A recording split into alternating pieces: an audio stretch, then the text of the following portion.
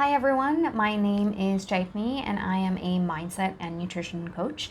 I help clients cope with stress, depression, or anxiety through healthy habit formation, lifestyle changes, and incorporating proper nutrition. If you're interested in anything to do with wellness, please make sure to subscribe to my YouTube channel. I drop a wellness related video every week. In addition to this, if you're into reading blogs, I send out bi-weekly self-care and self-love reminders directly to your inbox, so make sure to sign up for that. The link for that is in the description. And lastly, you can follow me on Instagram at Imperfect Bodies by C Modi. So this week's topic is cortisol. I'm going to go into what cortisol is, how it affects your body when cortisol levels are high, and what are some ways that you can use to manage the high cortisol levels. So first things first, what is cortisol? Cortisol is the stress hormone that is released by your adrenal glands to manage stressful situations. So when I talk about stress here, I'm talking about acute stress. And acute stress is short-term stress. It comes and goes pretty quickly. It's not something that you're dealing with on a consistent basis. These can be tough situations like any emergencies at home or at work, a really intense meeting that just pops up on your calendar. That's going to probably push up your stress levels, and that's when your cortisol is going to go up. Or it could be, some difficult driving conditions, anything like that. Anything where your body feels like you're in a dangerous situation and you need all the help that you can get to cope with it. That is when that cortisol is released, and that's when the levels are high. It's really to put you in a state of being alert and being able to deal with whatever difficult situation that you're being faced with. Now, on the other hand, if you are somebody who tends to be stressed out quite a bit and you are experiencing chronic stress of any kind, whether it's grieving the loss of a loved one, or it's the kind of job you have, that of a caretaker, or it's just you're dealing with any other kind of crisis. If you've been dealing with it long term, your stress levels are pretty high. So in that case, the adrenal glands are pumping that cortisol on a consistent basis. So what's happening is your cortisol levels are also running high. And that can be extremely harmful for your entire system, because consistent high cortisol levels can affect your weight. It can actually lead to weight gain. It can also lead to chronic diseases like heart disease, high blood pressure, diabetes. It can also lead to low energy. It can lead to mental health issues, it could lead to depression, anxiety. It runs a gamut. So bottom line, constantly having high cortisol levels can really have a negative impact on your whole health. So what you really want to do is, if you are somebody who experiences stress frequently and long term, pay attention to these 5 tips that I'm going to share with you that can help you balance those cortisol levels. So tip number 1 is getting enough sleep. I know I say this often and I mention this in my videos regularly, but I cannot say it enough. Sleep is that magic potion to so many of the ailments and issues that we deal with mentally as well as physically. So you really want to aim for 7 to 9 hours of quality sleep on a regular basis. So this is not about, getting 7 hours Monday through Friday, and then, Friday night, come Saturday night, you're only getting 4 or 5 hours because you're partying really hard. That is not how it works. You really want to shoot for 7 to 9 hours every single night. Then tip number 2 is exercising in moderation. So unless you're an athlete or a bodybuilder, if you're just a regular person like me, you want to exercise, but you want to do it in moderation.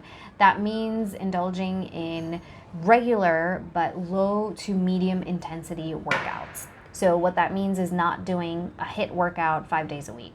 That is not good for your body, because that is going to pump up those cortisol levels. And again, it's instead of leading to a healthy life, it could possibly lead to weight gain and just some other issues and deficiencies in your body. So you really want to exercise in moderation. That means mixing it up, maybe even doing 30 minutes 3 or 4 times a week is sufficient. It could be going on a power walk, it could be strength training, it could be doing cardio, HIIT of some kind. It could be going for a run. So again, a combination of a few different things, adding some yoga in there or Tai Chi in there, and just making sure that you are moving and elevating your heart rate regularly. And again, that intensity level is low to moderate. Tip number 3 is try MBSR. What is MBSR? It's mindfulness-based stress reduction practices. The purpose of this is being mindful, being self-aware of when you're beginning to get stressed. So tuning into those physical and mental cues. Typically when you're stressed, your body kind of starts to tighten, your shoulders feel sore, or your jaw might tighten, you might clench your fists, you might shake your leg really fast. Mentally, you might just feel like you're going 1,000 miles an hour, you might have 100 things going in your mind, you might be it might be doom and gloom in your mind. So there are a lot of signs and red flags, right? So it's about tuning into those signs for you physically and mentally. That is when you become aware that your stress levels are going up and your cortisol is starting to rise. Then you figure out some ways to bring that cortisol level down. So some things that you can do, just being mindful about what you're eating and how you're eating. So practicing, mindful eating habits. Also having a gratitude list. That's a really quick way of turning things around and not feeling as stressed out. And instead of thinking, of these tough situations just as life lessons, more than thinking of why is this happening to me. So you could try a gratitude list, you could try mindful eating, you could just try some meditation and just being mindful that way, even if it's just 5 minutes, turning everything off, just closing your eyes and paying attention to your breath. So these are some ways how you can start to incorporate MBSR. And then number 4 is similar to this, is trying breath work.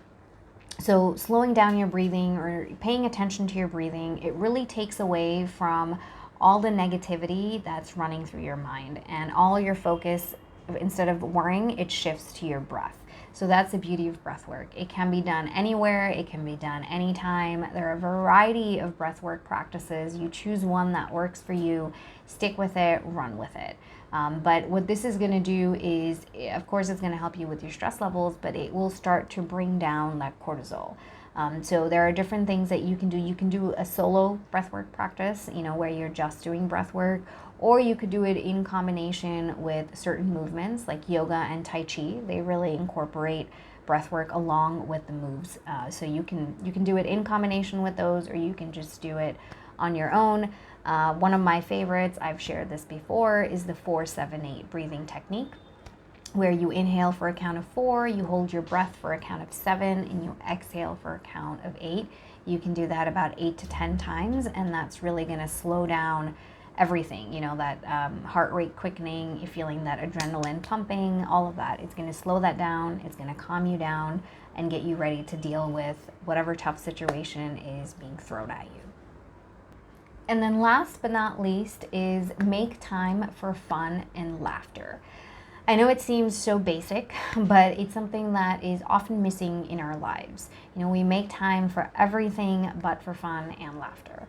And when I talk about fun, I'm not talking about getting drunk or getting high, or indulging in unhealthy behaviors that feel great in the moment, but in the long term can really damage you mentally and physically. When I talk about fun, I'm talking about doing something on a regular basis where you feel fully immersed, mentally and physically, something that brings you unbridled joy. It could be playing with your kids. It could be playing a sport or being part of a league. It could be, learning a new skill. It could be learning a new hobby, learning a new language. So many different things, so many different options. And trying something new maybe every 6 months or every 3 months. But having an activity or having a hobby that does bring you immense joy and unconditional joy and involves all of you, not just a part of you. And of course, laughter is the best medicine. So if you can have fun and laugh along with it, that's perfect. But you want to make that a part of your life. There are a lot of places that have something called the Laughing Club.